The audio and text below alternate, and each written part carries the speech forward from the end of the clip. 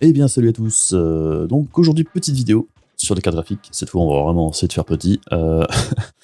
Donc on a eu des news peut-être préoccupantes pour les prochaines cartes AMD au niveau du minage de crypto-monnaies. Pourquoi c'est gênant, je vais en parler. Et aussi des nouvelles au niveau du stock de cartes chez Nvidia. Allez c'est parti.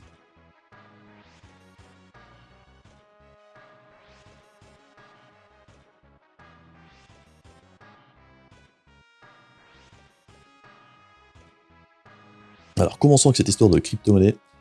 Alors apparemment, selon une news trouvée sur Videocards, comme bien souvent, il y aurait des C1800 qui se promènent en Chine, et donc il y aurait quelqu'un qui aurait testé le minage de crypto avec la 6800. Donc apparemment, la 6800 non XT serait 1.5 fois plus rapide qu'une 3090 en minage de crypto. Alors, je vais vous faire un topo vite fait au niveau des cryptos. Mais je présume que le calcul a été fait en minage d'Ethereum. Alors, pour ceux qui n'y connaissent rien en crypto, je vais vous détailler ça vite fait. Alors, il y a plusieurs types de crypto.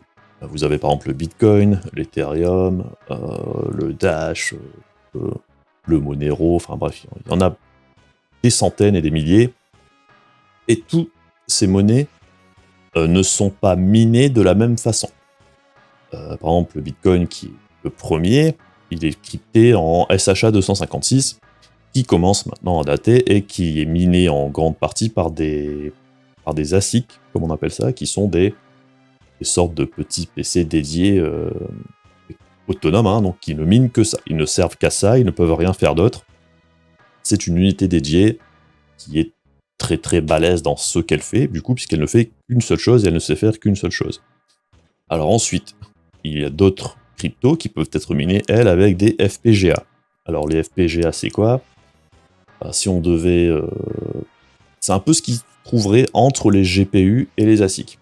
Ce sont des puces programmables, donc qui peuvent être très efficaces dans certaines tâches, plus que des GPU.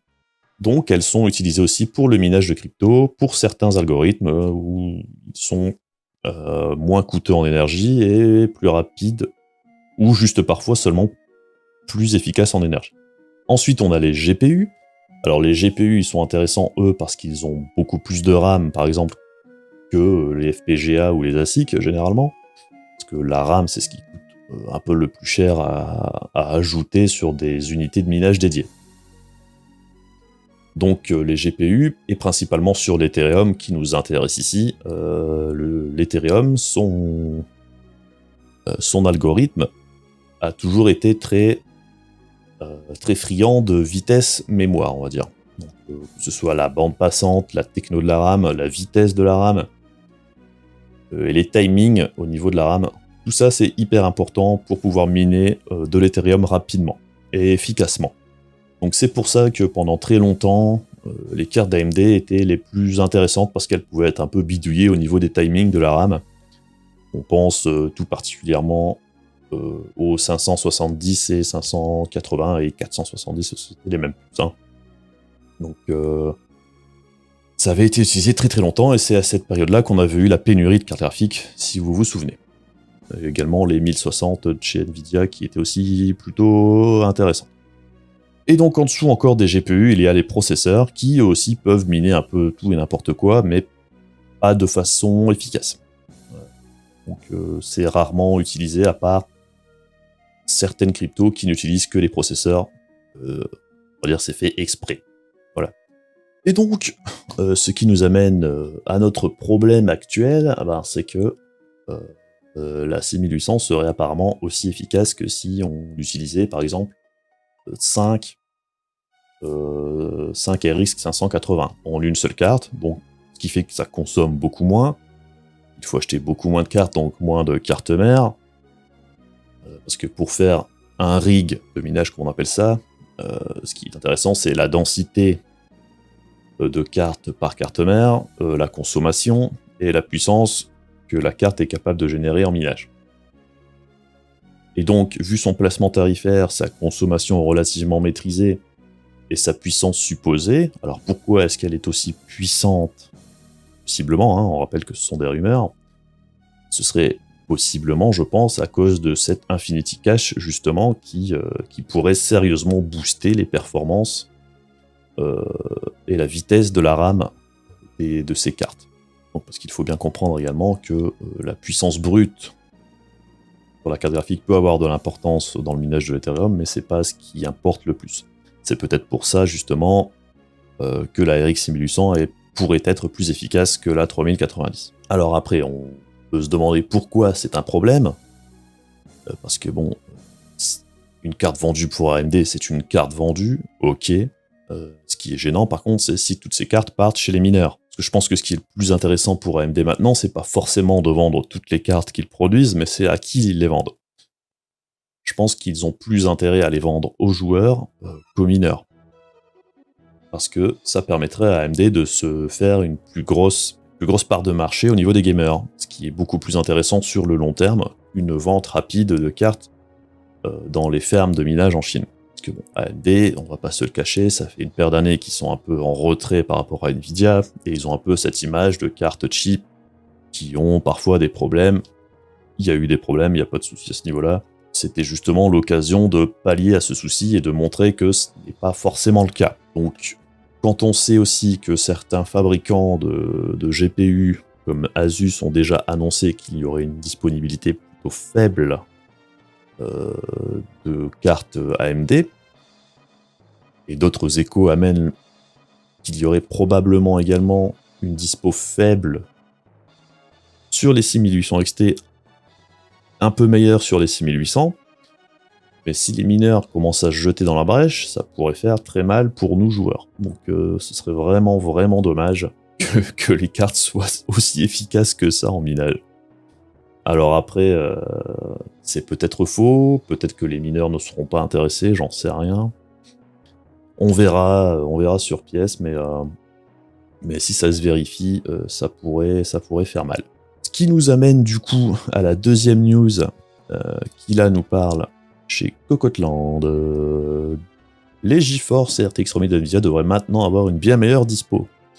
Alors c'est déjà quelque chose qu'on pouvait vérifier rien qu'au niveau des boutiques, hein. Par exemple, aujourd'hui, il y a eu un arrivage de 3070 en quand même bonne quantité, je pense, hein, sur le groupe LDLC. Donc, on a vu vraiment sur Top Achat pas mal de références en vente pendant quelques heures. Alors, pendant quelques heures, probablement parce qu'elles étaient chères, grâce à la taxe LDLC, évidemment, la fameuse dont on a parlé dans la vidéo précédente. Toujours est-il qu'il y avait un paquet de cartes en vente, et c'est quelque chose qui devrait encore augmenté par la suite, hein, comme là il rapporte qu'en discutant avec des fabricants ou un revendeur, je sais plus, la dispo devrait être multipliée par 10. Donc on passerait de centaines à des milliers de cartes disponibles d'ici peu, ce qui est quand même hyper encourageant. On a aussi vu également Cocoteland toutes les semaines faire un récap un peu de l'évolution des prix de CPU et GPU, et on a vu la semaine dernière que les GPU avaient baissé de $100, 100 € sur la RTX 3080 par exemple. Au plus il y a de dispo, au plus les prix devraient retourner à la normale. Donc je pense qu'il est urgent de ne pas se jeter sur les premières cartes dispo. Je sais que c'est tentant pour certains, mais par exemple si on voit aujourd'hui les 3070 à 630 pour la moins chère, ce qui reste ok, petit perso, moi j'achèterais pas à ce prix-là. Par contre une 3070 à 680 balles, quand on voit qu'on peut arriver à toucher les 3080 pour 100, 150 balles de plus, perso, je vois pas l'intérêt. Donc bon, ça devrait s'arranger pour ce qui est d'Nvidia, donc vous jetez pas sur les cartes vendues à vil prix par les VPC. Mais bon, dans l'ensemble, c'est quand même une très bonne nouvelle. D'ailleurs, c'est rigolo d'observer que la dispo augmente à l'arrivée des cartes d'AMD assez proches. C'était un peu ce qu'on avait dit dans une de mes plus vieille vidéo sur les pénuries de cartes Nvidia. Ça se vérifie, c'est plutôt drôle dans un sens, mais pas pas si surprenant que ça. Enfin bref, toujours est-il que c'est une bonne nouvelle. Ne boutons pas notre plaisir, ça fait plaisir d'avoir les cartes enfin dispo, et on espérera que pour AMD, ce sera le cas également, et que les mineurs ne dévaliseront pas tous les stocks en plus des bots et toutes ces choses-là. Donc voilà, c'est un peu tout ce que j'avais à dire aujourd'hui. Donc c'est une vidéo plutôt courte, et puisqu'il n'y a pas beaucoup d'actu. Du coup, je vais aussi essayer de vous faire une vidéo sur mon nouveau moniteur. C'est un Gigabit 34 pouces, donc en 21/9. Et le comparer un petit peu à mon ancien moniteur qui était un AOC 35 pouces. Bon, c'est la même chose, hein. En 21/9 également, et donc c'est plutôt intéressant de voir en quelques années un peu les évolutions, que ce soit au niveau du prix, de la techno et de comment l'écran se comporte et pourquoi le 21/9 c'est intéressant ou pas. Je sais qu'il y en a qui détestent ça. Bah moi je vous donnerai un peu mon ressenti sur la durée, puisque ça fait déjà une paire d'années que j'utilise. Et j'en suis pas mécontent puisque j'en ai racheté un. Donc je pense que ça pourra peut-être intéresser certains d'entre vous. Donc voilà, n'hésitez pas à venir faire coucou sur le stream si vous avez des questions à poser, ou aussi à poser des questions dans les commentaires. Et puis voilà, des bisous, à la prochaine, salut!